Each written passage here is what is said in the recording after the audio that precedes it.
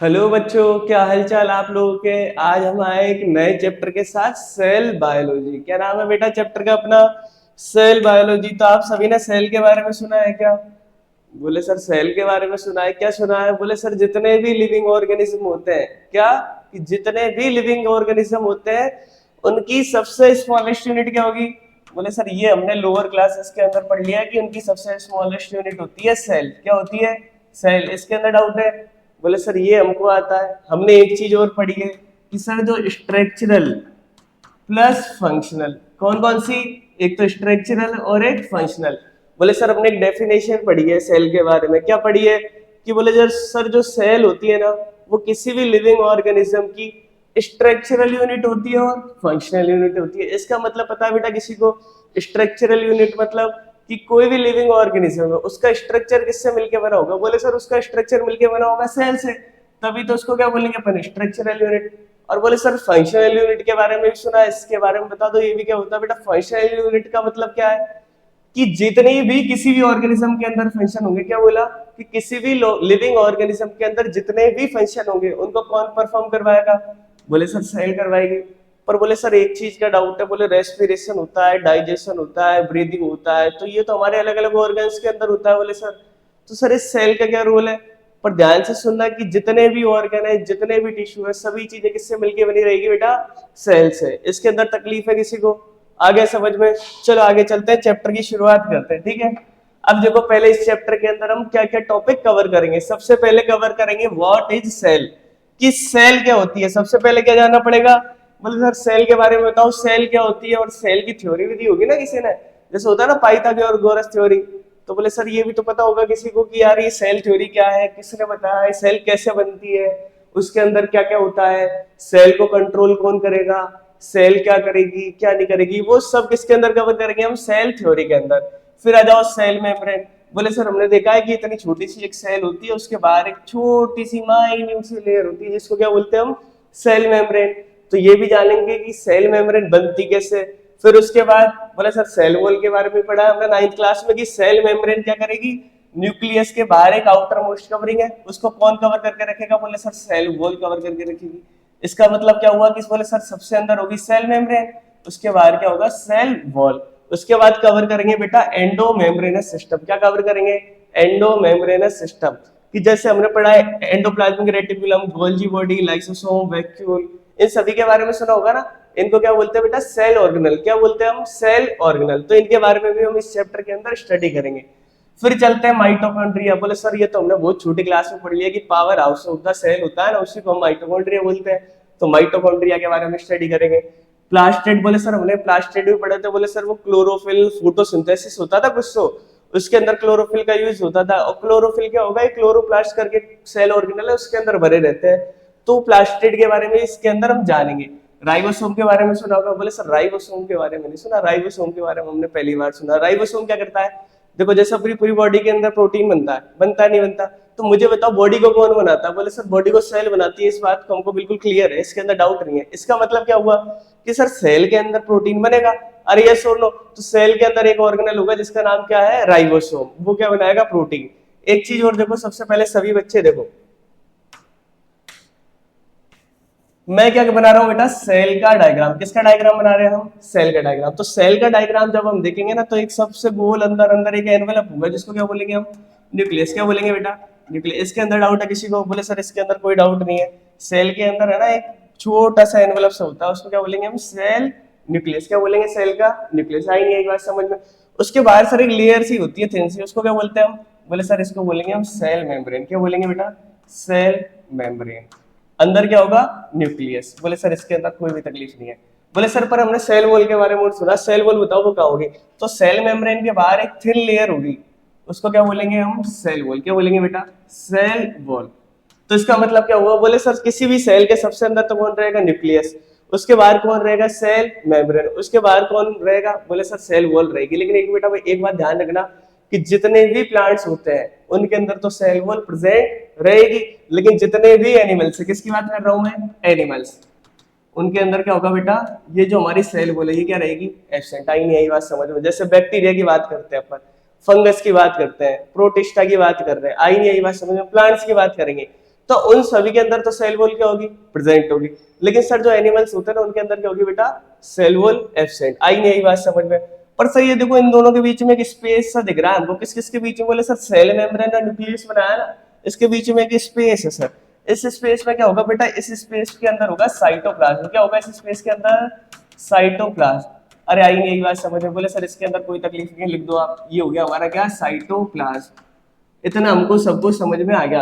पर सर हमने एक चीज और सुना है कि यार एक डीएनए करके चीज होती है, वो क्या करती है ना कि किसी भी सेल के अंदर जो न्यूक्लियस होता है ना उसके अंदर मिलती है, और जितनी भी जेनेटिक इंफॉर्मेशन है कि बाल हमारे कैसे कलर के होंगे, आंखें हमारी कैसे कलर की होगी, हाइट हमारी कैसी होगी, ये सारी चीज सर उस डीएनए के अंदर मिलती है। तो आप ऐसे करो हमको डीएनए की पोजीशन और बता दो, डीएनए कहाँ मिलेगा सेल के अंदर? तो बेटा जो न्यूक्लियस है, क्या बोल रहा हूँ मैं, न्यूक्लियस है, उसके अंदर मिलता है बेटा हमारा क्या, डीएनए। आई नहीं यही बात समझ में? अरे यस बोलो। तो सबसे पहले क्या बताया, किसी भी सेल के अंदर मिलेगा न्यूक्लियस, उसके बाहर एक लेयरिंग होगी जिसको क्या बोलेंगे, सेल मेम्ब्रेन। सेल मेम्ब्रेन के भी बाहर एक लेयर होती है उसको क्या बोलते हैं हम, सेल वॉल। क्या बोलते हैं बेटा, सेल वॉल। लेकिन एक लेयर के बारे में और सुनो, आज पहली बार सुनोगे इसके बारे में आप। देखो जो मैंने बनाई सेल वॉल, उसके बाहर एक लेयर और होती है जिसको क्या बोलते हैं हम, ग्लाइकोकैलिक्स। क्या बोलते हैं बेटा, ग्लाइकोकैलिक्स। आई नहीं एक बात समझ में? अरे डाउट है क्या किसी को? बोले सर आगे समझ में, सबसे अंदर वाली लेयर होगी सेल मेम्ब्रेन, उसके बाहर मिलेगी क्या, सेल वॉल, और उसके बाहर मिलेगा सर ग्लाइकोकैलिक्स। पर बेटा ये ध्यान रखना, जो ग्लाइकोकैलिक्स होता है ना, ये जनरली देखने को हमको किसके अंदर मिलेगा, बैक्टीरिया के अंदर। किसके अंदर देखने को मिलेगा, बैक्टीरिया। बोले सर ये समझ में आ गया हमको। अरे आई नहीं बात समझ में? तो मुझे बताओ क्या ग्लाइकोकैलिक्स एनिमल सेल के अंदर मिलेगा? बोले सर नहीं मिलेगा, आपने अभी बताया था बैक्टीरिया के अंदर मिलेगा। किसी को तकलीफ है? बोले सर कोई तकलीफ नहीं है। तो बेटा ये क्या हो गया हमारा? बोले सर ये डीएनए हो गया, ये भी हमारे समझ में आ गया। और डीएनए क्या होता है बेटा हमारा, जेनेटिक मटेरियल। क्या होता है डीएनए, जेनेटिक मटेरियल। इसका मतलब जेनेटिक्स से रिलेटेड जितनी भी इंफॉर्मेशन है, क्या बोला मैंने, जेनेटिक्स से रिलेटेड जितनी भी इंफॉर्मेशन है, हाइट लेंथ वेट, ये सभी, हार्मोन कैसा बनेगा, कौन सा एंजाइम बनेगा, ये सारी इंफॉर्मेशन किसके अंदर स्टोर रहती है बेटा, डीएनए के अंदर। किसके अंदर स्टोर रहेगी, डीएनए के अंदर। बोले सर इसके अंदर कोई तकलीफ नहीं है। फिर बोले सर ये बीच में आपने लिक्विड भरा, ये साइटोप्लाज्म। लेकिन सर ये साइटोप्लाज्म क्या खाली रहता है, लिक्विड रहता है, इसके अंदर और भी कोई चीज रहेगी? तो मैंने अभी आपको पहले क्या बताया, बोले एक राइबोसोम नाम की चीज होती है, होती ही नहीं होती? तो बोले सर ये जो साइटोप्लाज्म होता है ना, इसके अंदर क्या भरे रहेंगे बेटा, राइबोसोम। क्या भरे रहेंगे, राइबोसोम। और राइबोसोम के बारे में मैंने क्या बताया कि राइबोसोम क्या है, सेल ऑर्गेनल। क्या है, सेल ऑर्गेनल। तो मैं आपसे पूछता हूँ कि बेटा सेल ऑर्गेनल कहाँ मिलेंगे? तो ध्यान रखना, सेल मेम्ब्रेन। क्या बोला, सेल मेम्ब्रेन और जो न्यूक्लियस है, फिर से सुना, सेल मेम्ब्रेन और न्यूक्लियस के बीच में जो साइटोप्लाज्म है उसके अंदर कौन भरा रहेगा बेटा, सेल ऑर्गेनल। कौन भरे रहते हैं, सेल ऑर्गेनल। जैसे माइटोकॉन्ड्रिया, तो माइटोकॉन्ड्रिया भी कहाँ मिलेगा बेटा, इस सेल के साइटोप्लाज्म के अंदर। Endoplasmic reticulum. बोले सर अब ये क्या होती है, इसको बेटा आगे कवर करवाएंगे, एंडोप्लाज्मिक रेटिकुलम क्या होती है, ठीक है। बोले सर गोल्जी बॉडी। ये सारी चीज हमको है ना सुनी, हमने किताब में देखा है 11th की में, पता नहीं कुछ तो है इनके बारे में, बताओ आप। लेकिन इन सभी की पोजीशन पता चल गई। लाइसोसोम के बारे में सुना है आपने? अरे यस और नो। Inclusion body. क्या बेटा, इंक्लूजन बॉडी। तो ये सभी चीजें कहाँ मिलेगी, ये मिलेगी बेटा साइटोप्लाज्म के अंदर। कहाँ मिलेगी, साइटोप्लाज्म के अंदर। और साइटोप्लाज्म कहाँ मिलेगा, न्यूक्लियस और सेल मेम्ब्रेन के बीच में। कहाँ मिलेगा, न्यूक्लियस और सेल मेम्ब्रेन के बीच में। किसके अंदर, ये मिलेगा बेटा साइटोप्लाज्म। किसमें मिलेगा, साइटोप्लाज्म। कौन मिलेगा, सेल ऑर्गेनल। इसके अंदर तकलीफ है किसी बच्चे को? बोले सर इतना समझ में आ गया, लेकिन आप ये बताओ, जैसे अभी आप बता रहे थे राइबोसोम, अभी आपने गोल्जी बॉडी, माइटोकॉन्ड्रिया, जाना पता नहीं आपने किस किस का नाम ले दिया। पर बोले सर ये सभी सेल के अंदर मिलते हैं? बेटा ऐसा बिल्कुल नहीं होता। अलग अलग तरीके की सेल होती है। जैसे दो टाइप की सेल होती है, आगे हम देखेंगे। एक तो होती है प्रोकैरियोटिक, एक होती है यूकैरियोटिक। तो जो ग्लाइकोकैलिक्स की बात करिए किसके अंदर मिलेगा, बोले सर प्रोकैरियोटिक सेल के अंदर मिलेगा। लेकिन जैसे मैंने बताया गोल्जी बॉडी है, लाइसोसोम है, ये सभी चीजें किसके अंदर मिलेगी, ये मिलेगी बेटा यूकैरियोटिक सेल के अंदर। लेकिन अभी हम क्या कर रहे हैं, अभी हमें ओवरव्यू ले रहे हैं। क्या कर रहे हैं बेटा, ओवरव्यू। किसका ओवरव्यू ले रहे हैं, सेल का। किसका बेटा, सेल का। देख रहे हैं एक बार सेल के अंदर क्या होगा क्या नहीं होगा, आई नहीं बात समझ में? तो इसी वजह से सेल को क्या बोलते हैं हम, structural and functional unit of living organism. अरे यार सुनो, इतनी बात आई नहीं आई बात समझ में? क्या बोलेंगे, स्ट्रक्चरल और functional unit of living organism. क्योंकि ऐसे बहुत सारे सेल होंगे, जैसे एक सेल छोटू सा, फिर दूसरा, तीसरा, चौथा, पांचवा, 6, 7, 8, 9, ऐसे करोड़ों, मिलियंस, ट्रिलियन सेल होते हैं किसी भी लिविंग ऑर्गेनिज्म के अंदर। आई नहीं बस, जैसे मैं मेरी बात करता हूँ, मेरे अंदर ट्रिलियन सेल होंगे। तो बोले सर ये समझ में आ गया, स्ट्रक्चर बना देंगे, लेकिन फंक्शन जैसे मैंने अभी राइबोसोम की बात करी, तो राइबोसोम का काम क्या बेटा, प्रोटीन सिंथेसिस। क्या काम है, प्रोटीन सिंथेसिस। तो बोले सर ये समझ में आ गया, प्रोटीन बनाएगा। अरे आई नहीं, यही बात समझ में। जैसे अपना हो गया एंडोप्लाज्मिक रेटिकुलम, तो ये भी क्या करता है बेटा, ये भी अपना लिपिड बनाएगा। क्या बनाएगा, लिपिड। आई नहीं, यही बात समझ में। किसी को तकलीफ है इसके अंदर, ऐसे लाइसोसोम भी होता है। जैसे इसके अंदर एक माइटोकॉन्ड्रिया नाम की चीज होती है। किस नाम से बेटा, माइटोकॉन्ड्रिया। इसका काम क्या है बेटा, एनर्जी बनाना। क्या काम है इसका, एनर्जी। तो बोले सर रेस्पिरेशन वाला काम होगा ना, वो माइटोकॉन्ड्रिया के अंदर होगा। इसके अंदर तकलीफ है किसी को, अरे आया नहीं, आया समझो। तो इतने सारे काम किसके अंदर हो रहे हैं बेटा, एक सेल के अंदर। इसीलिए क्या बोलेंगे कि सर जितने भी किसी भी लिविंग ऑर्गेनिज्म के फंक्शन होते हैं ना, वो परफॉर्म किसके अंदर होंगे, बोले सर सेल के होंगे। इतना समझ में आ गया, आप आगे चलो सर, यहाँ तक कोई तकलीफ नहीं है हमको। अब देखो, और इसके अंदर क्या कवर करेंगे हम, साइटोस्केलेटन। बोले सर जैसे अपना कोई एक इंसान है, उसका ढांचा कौन तैयार करके रखेगा, उसका स्ट्रक्चर कौन मेंटेन करके रखेगा, बोले सर बोन होता है। स्केलेटन सिस्टम के बारे में सुना है। ऐसे सेल का भी एक स्केलेटन सिस्टम है, जिसको क्या बोलेंगे हम, साइटोस्केलेटन सिस्टम। क्या बोलेंगे, साइटोस्केलेटन सिस्टम। सीलिया और फ्लैजिला। अब मुझे बताओ, जैसे अपन लोग हैं, ठीक है, अपने पास मोशन करने के लिए, मूवमेंट करने के लिए पैर है नहीं है, बोले सर है। तो मुझे बताओ, सेल को भी मूवमेंट करने के लिए किसी ना किसी स्ट्रक्चर की जरूरत होगी नहीं होगी, उनको बोलेंगे बेटा सीलिया और फ्लैजिला। क्या बोलेंगे, सीलिया और फ्लैजिला। फिर आ जाओ सेंट्रोसोम और सेंट्रियोल। सेल डिवीजन के बारे में पढ़ा है आपने, अब बोले सर सेल डिवीजन के बारे में पढ़ा, और हम आगे बता देंगे। अभी ये टर्म आपके लिए हो सकता है पहली बार हो, नए हो, तो ध्यान रखना है। सेंट्रोसोम या सेंट्रियोल किसके अंदर हेल्प करेंगे, ये करेंगे बेटा हमारे सेल डिवीजन के अंदर। किसके अंदर हेल्प करेंगे, सेल डिवीजन के अंदर। फिर आ जाओ माइक्रोबॉडीज, बहुत सारी माइक्रोबॉडीज होगी। फिर उसके बाद न्यूक्लियस। बोले सर न्यूक्लियस अभी आपने बताया था सेल के अंदर, उसके अंदर तो बोले जेनेटिक मटेरियल होगा। जितनी भी इंफॉर्मेशन होगी ना जेनेटिक्स से रिलेटेड, कितनी लंबाई, कितना छोटा होगा, हार्मोन बनेंगे, एंजाइम बनेंगे, कब क्या होगा, वो सर इसी के अंदर स्टोर रहती है। तो ये तो बहुत इंपॉर्टेंट ऑर्गेनल हो गया। उसके बाद आ जाओ बेटा क्रोमोसोम। क्रोमोसोम सुना है, जो अभी हमने किसके बारे में बात करी थी, डीएनए। तो डीएनए ही आगे जाके कंडेंस होकर क्या बनाएगा, क्रोमोसोम। आई है ये बात समझ में। अभी के लिए ये समझ लो कि जो डीएनए होता है वही क्या होता है बेटा, हमारा क्रोमोसोम। तो चलो इस चैप्टर की हम शुरुआत करते हैं, ठीक है। चलो बेटा, अब सबसे पहले किसके बारे में जानेंगे हम, ठीक है। अभी हम शुरुआत से देख रहे हैं, अभी किसके बारे में देखा हमने, सेल के ओवरव्यू के बारे में, कि सर उसका स्ट्रक्चर कैसा होगा, उसको स्ट्रक्चरल यूनिट बोलते हैं, फंक्शनल यूनिट बोलते हैं। लेकिन सर आप है ना, हमको एक चीज बताओ। बोले सर लाइसोसोम बोल दिया आपने, अब मेरा दिमाग खराब हो गया, लाइसोसोम क्या होता है। माइटोकॉन्ड्रिया भी बोल दिया, माइटोकॉन्ड्रिया भी नहीं बताया आपने। बेटा ये सभी क्या है, सेल ऑर्गेनल। और अभी हम आगे चलकर एक एक सेल ऑर्गेनल की स्पेसिफिक स्टडी करेंगे, कि जैसे क्लोरोफिल है, क्लोरोप्लास्ट है, माइटोकॉन्ड्रिया है, गोल्जी बॉडी है, लाइसोसोम है, कैसे काम करेंगे, किस तरीके से काम करेंगे। सबसे पहले सेल क्या है, cell is the basic structural और functional unit of all living organism. फिर क्या बोल रहा है कि भाई साहब जितने भी लिविंग ऑर्गेनिज्म है ना, क्या बोला कि जितने भी लिविंग ऑर्गेनिज्म वो किससे मिलके बने होंगे, सेल से। उनकी एक तो हो गई हमारी स्ट्रक्चर, एक हो गया फंक्शन। दोनों के लिए कौन रेस्पॉन्सिबल है, बोले सर इन दोनों काम के लिए रेस्पॉन्सिबल है हमारी सेल। इतना आया नहीं आया समझ में, बोले सर आ गया। All organism are made of cell. जितने भी ऑर्गेनिज्म होते हैं ना, बोले सर किससे बने होंगे, सेल से बने होंगे, ठीक है। Unicellular, made of one cell. अब देखो मैंने क्या बोला आपसे, जैसे देखो अब सेल से क्या मिलके बना रहेगा, ऑर्गेनिज्म मिलके बना रहेगा। मतलब ऑर्गेनिज्म की सबसे स्मॉलेस्ट यूनिट क्या होगी, बोले सर सेल हो गई। अब देखो मैं कहता हूँ कि मेरे अंदर कितने सेल्स है, ट्रिलियंस ऑफ सेल। तो क्या मेरे पास एक सेल है, बहुत सारे सेल, बोले सर आपके पास तो बहुत सारे सेल है। तो मैं कौन सा हो गया, मैं हो गया बेटा मल्टी सेल्यूलर। क्या हो गया मैं, मल्टी सेल्यूलर। अगर किसी भी ऑर्गेनिज्म के पास एक सेल होगा तो उसको बोलेंगे हम यूनिसेल्युलर ऑर्गेनिज्म। और किसी भी ऑर्गेनिज्म के पास अगर एक से ज्यादा सेल होगी तो उसको बोलेंगे बेटा मल्टी सेल्युलर ऑर्गेनिज्म। जैसे होता है मोनेरा, क्या बेटा, मोनेरा। RH व्हिटेकर है ना, उसने क्या करा, 5 किंगडम का क्लासिफिकेशन करा था। कितना किंगडम क्लासिफिकेशन करा है, 5 किंगडम, जो आप पहले पढ़ के आए होंगे, ठीक है।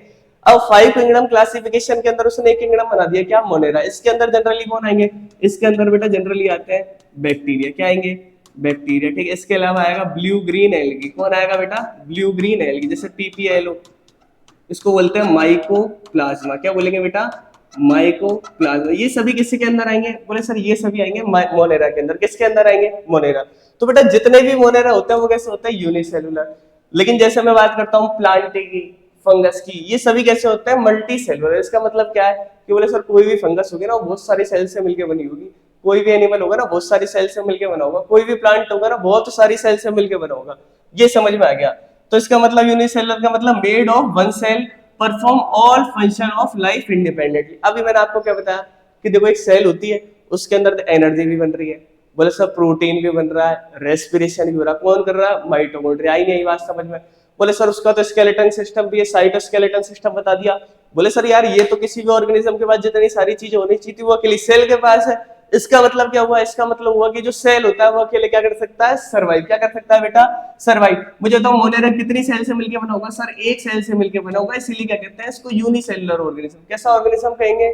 Unicellular organism. इसके अंदर तकलीफ है तो मुझे बताओ क्या एक सेल इस यूनिवर्स के अंदर सर्वाइव कर सकता है क्या? बोले सर जितनी चीजें किसी ऑर्गेनिज्म के पास होती है वो सभी एक सेल के पास होती है। तो अगर कोई ऑर्गेनिज्म सर्वाइव कर सकता है तो यूनिसेलुलर ऑर्गेनिज्म भी क्या कर सकता है? सर्वाइव। इसलिए क्या कहते हैं कि independently a cell can perform all activities of the function of life.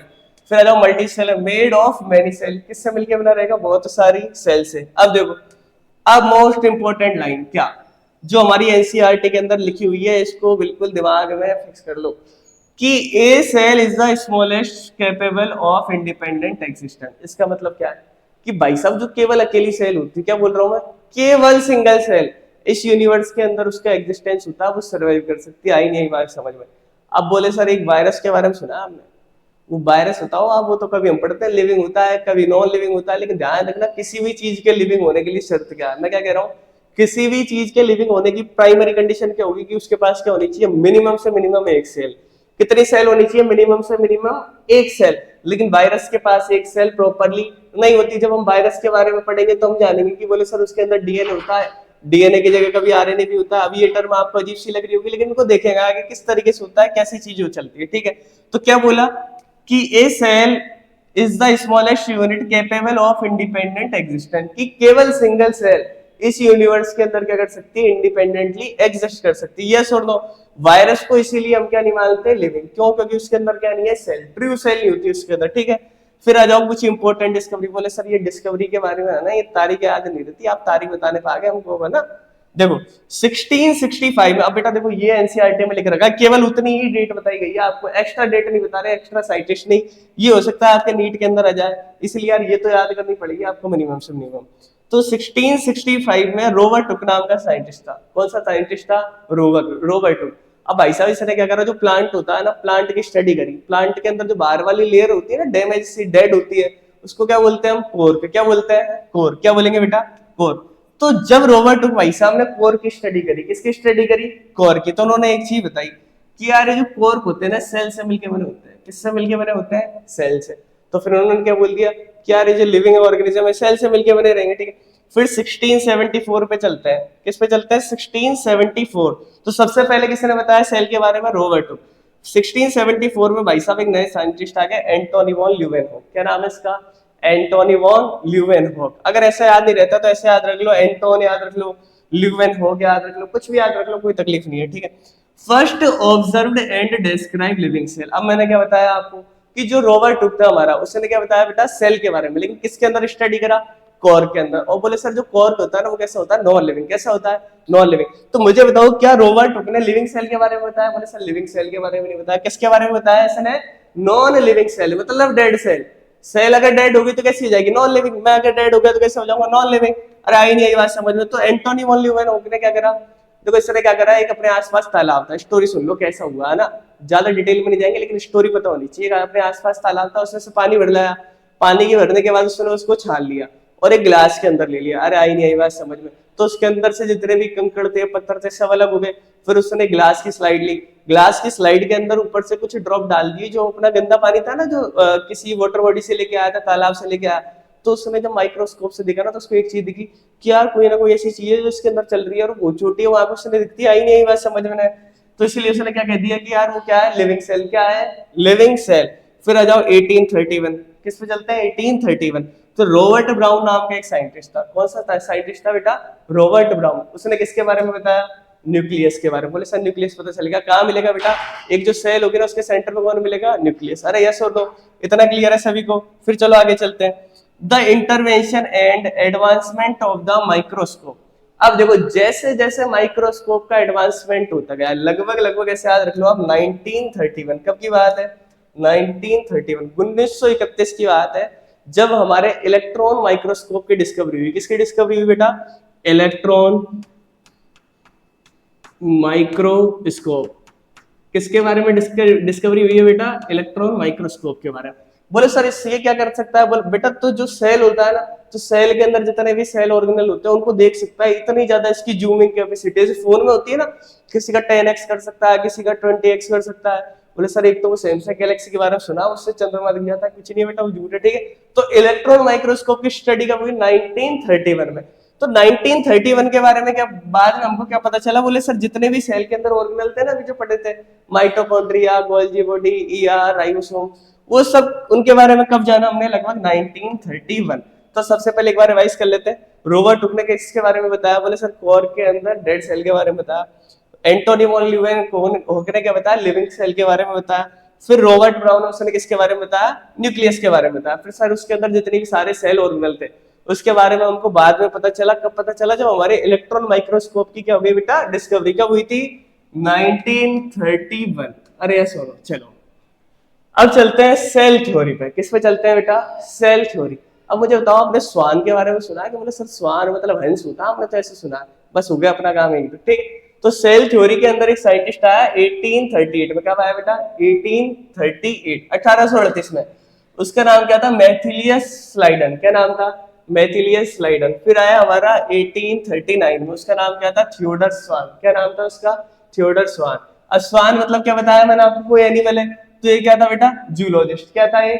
Zoologist. और स्लाइडन क्या है बेटा? बॉटनिस्ट। अरे इसके अंदर कंफ्यूजन होगा कि स्वान जूलॉजिस्ट था, बॉटनिस्ट था। स्वान मतलब हंस, इसका मतलब कौन था?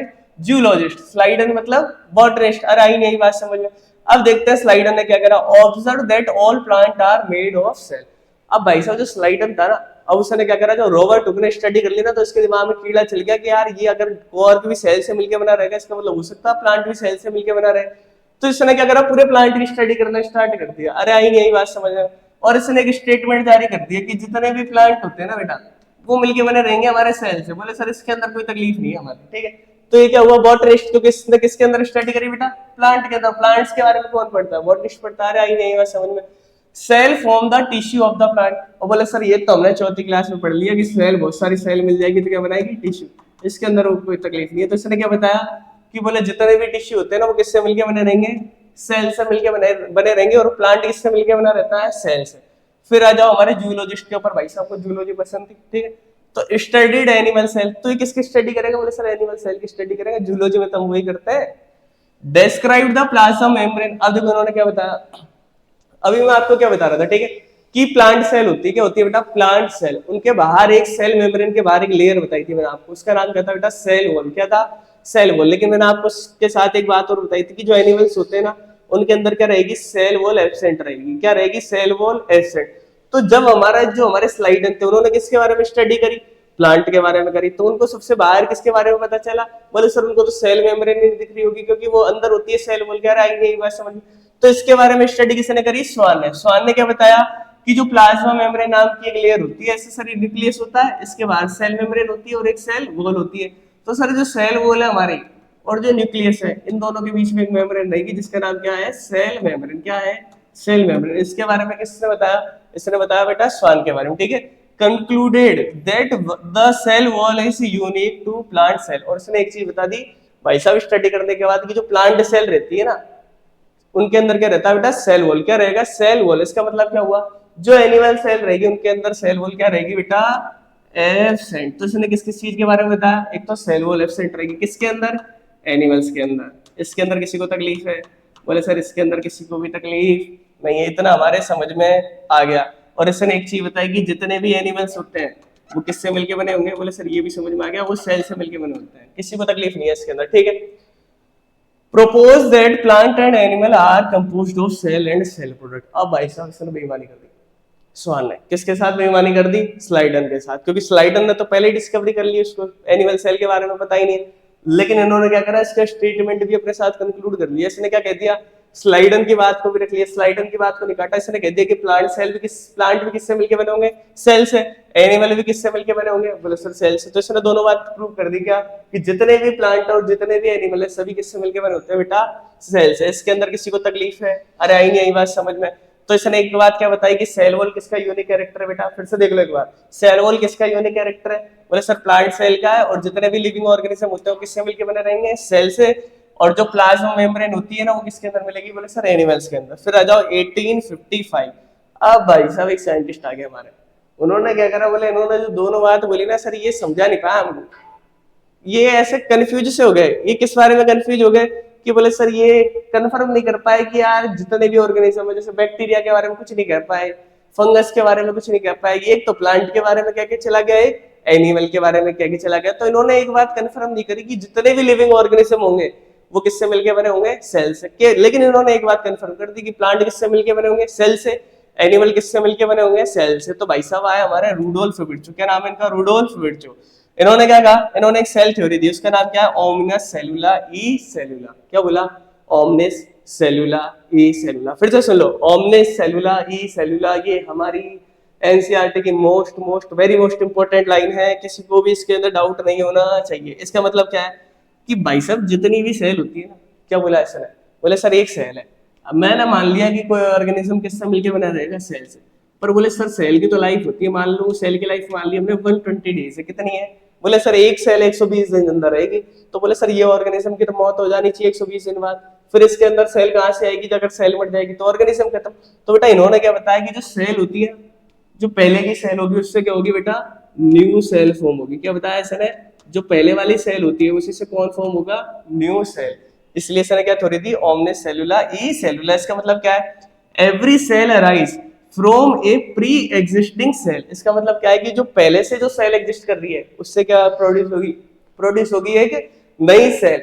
और इसके बारे में किसने बताया, रूडोल्फ विर्चो ने, ठीक है। Completed and modified the cell theory. और इसने क्या कर दिया, सेल थ्योरी को क्या कर दिया बेटा, कंप्लीट। इसने बता दिया कि सेल आई कहां से, और एक सेल मर जाएगी तो दूसरी सेल कहां से आएगी, ठीक है।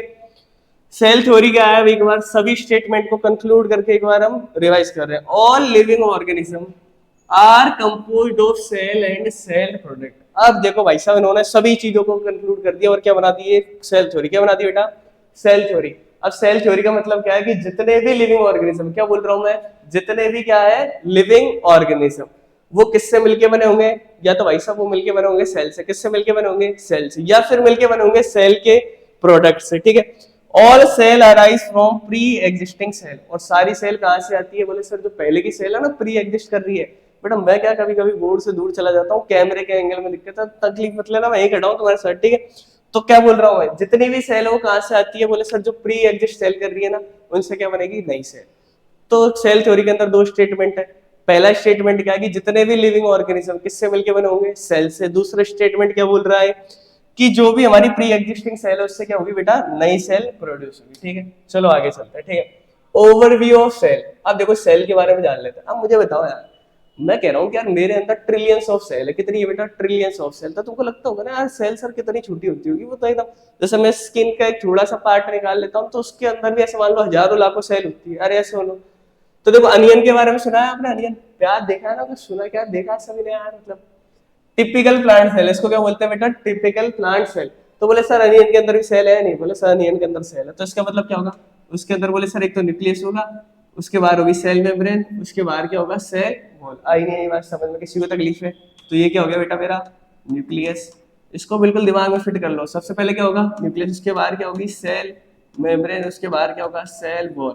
इन दोनों के बीच में क्या बना होगा बेटा, यहाँ पर गौर करना, किस किस के बीच में, सेल मेम्ब्रेन और न्यूक्लियस के बीच में, इनके बीच में बना रहेगा हमारा क्या, साइटोप्लाज्म। कौन बना रहेगा बेटा, साइटोप्लाज्म। और ये जो हमारा न्यूक्लियस इसके अंदर कौन मिलेगा, बोले सर इसके अंदर कोई दिक्कत नहीं, हमने जान लिया डीएनए मिलेगा। क्या मिलेगा, डीएनए। इसको हम बोल सकते हैं जेनेटिक मटेरियल। क्या बोल सकते हैं बेटा, जेनेटिक मटेरियल, ठीक है।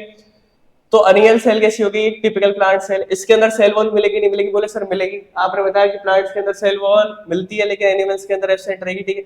Cell membrane just inside the cell wall, बोले सर ये भी बात समझ में आ गई, जो सेल वॉल है ना इसके जस्ट इनसाइड कौन मिलेगी, cell membrane. Type of cell, अब मैंने देखो आपको पहले बताया। एक तो बात करते हैं कितने टाइप की सेल होगी, इधर देख लो, ठीक है। सेल के टाइप इधर देख रहा, ठीक है। दो हो गए, एक तो हो गया मेरा कौन सा, प्रोकैरियोटिक। कौन सी हो गई, प्रोकैरियोटिक सेल।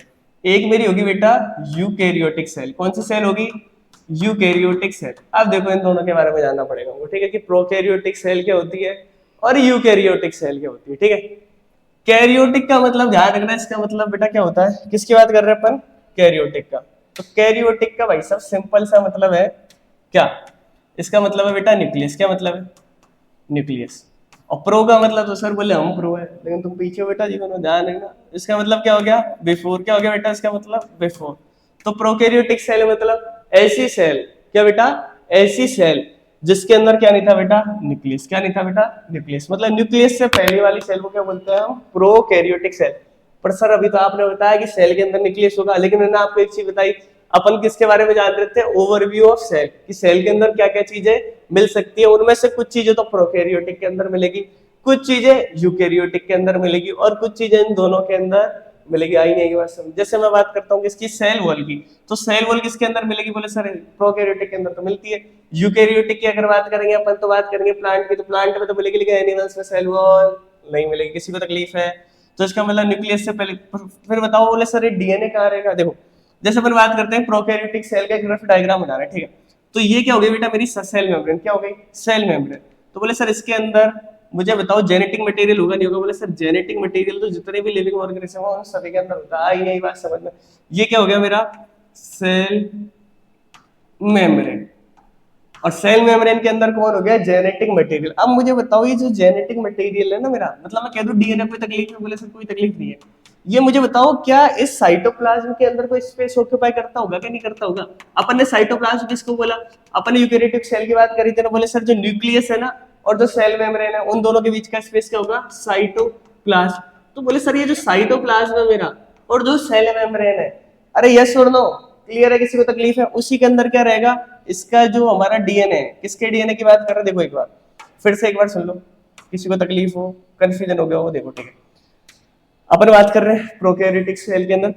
प्रोकैरियोटिक सेल के अंदर क्या मिलेगा बेटा हमको? Genetic material. क्यों? जेनेटिक मटेरियल हर सेल के अंदर देखने को मिलेगा, प्रोकैरियोटिक हो, यूकैरियोटिक हो, यूनिसेलुलर हो और मल्टीसेलुलर। किसी को तकलीफ? बोले सर कोई तकलीफ नहीं है। सेल मेम्ब्रेन देखने को मिलेगी, किसके अंदर मिलेगी? प्रोकैरियोटिक सेल के अंदर, ठीक है।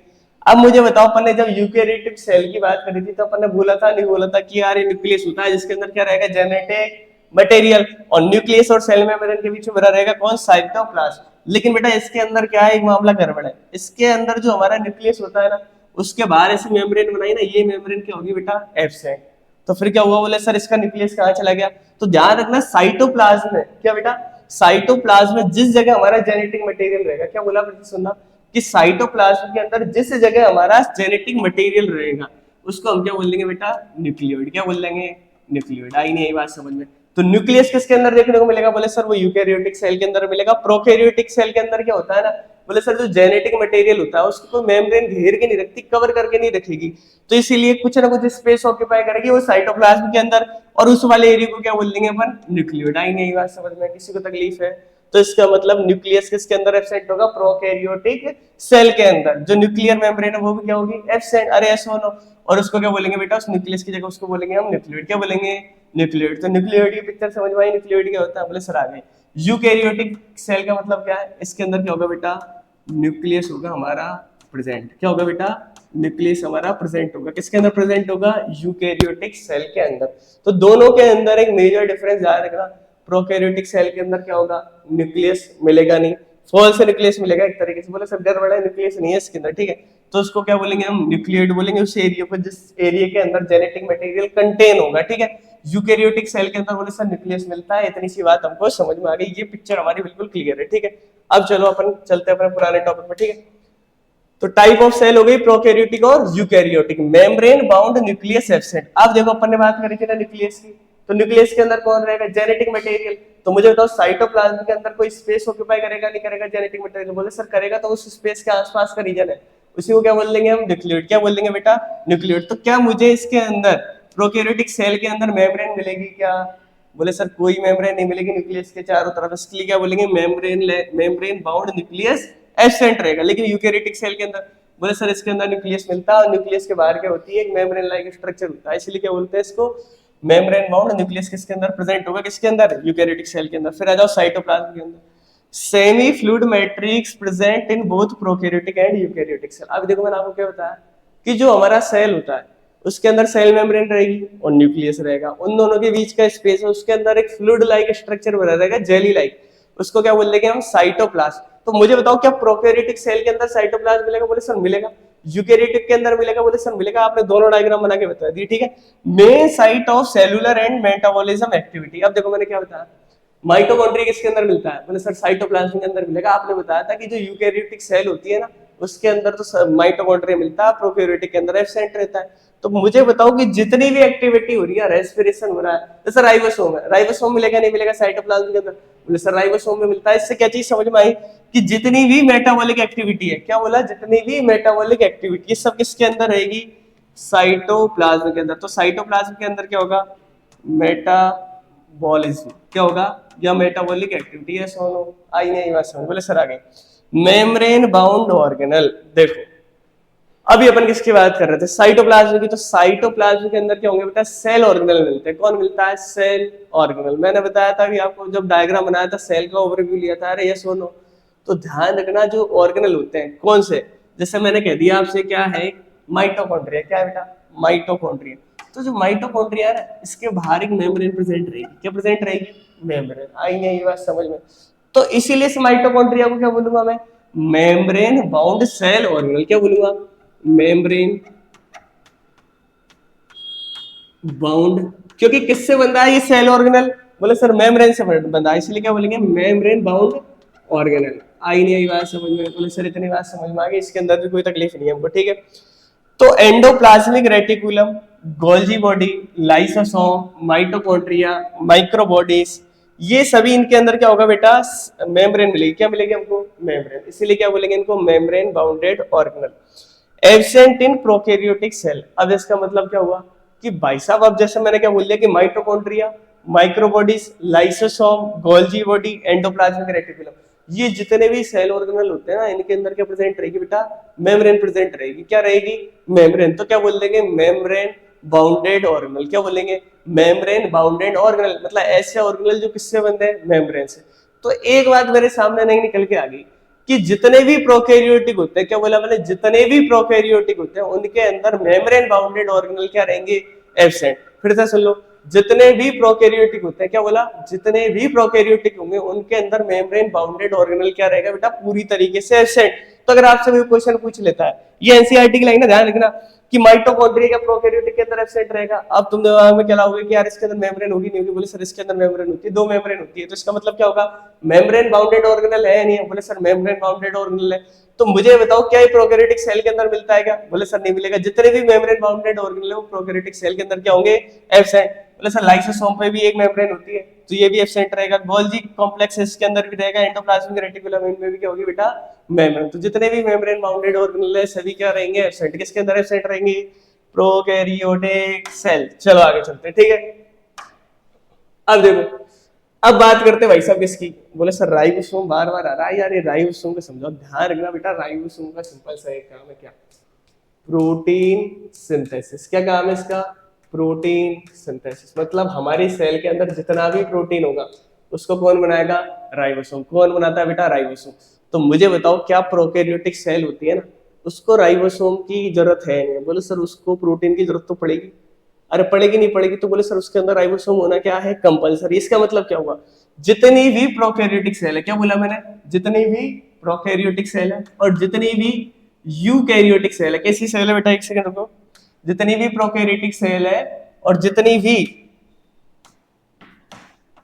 यूकैरियोटिक सेल है, दोनों के अंदर क्या देखने को मिलेगा हमको, राइबोसोम। क्या मिलेगा बेटा, राइबोसोम। इसके अंदर तकलीफ है किसी को, बोले सर इसके अंदर कोई भी तकलीफ नहीं, ये समझ में आ गया कि राइबोम क्या है, राइबोसोम क्या है ना बेटा, उसके अंदर क्या है, सेल मेम्ब्रेन एब्सेंट नहीं रहेगा। अरे आई नहीं बात समझ में।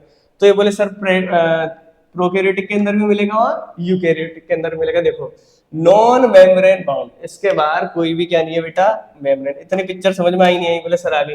Present in both prokaryotic and eukaryotic cell. तो किसके अंदर मिलेगा, प्रोकैरियोटिक सेल के अंदर भी मिलेगा और यूकैरियोटिक सेल के अंदर भी। फाउंड फ्री इन साइटोप्लाज्म, और साइटोप्लाज्म के अंदर क्या होगा ना, फ्रीली मिलेगा।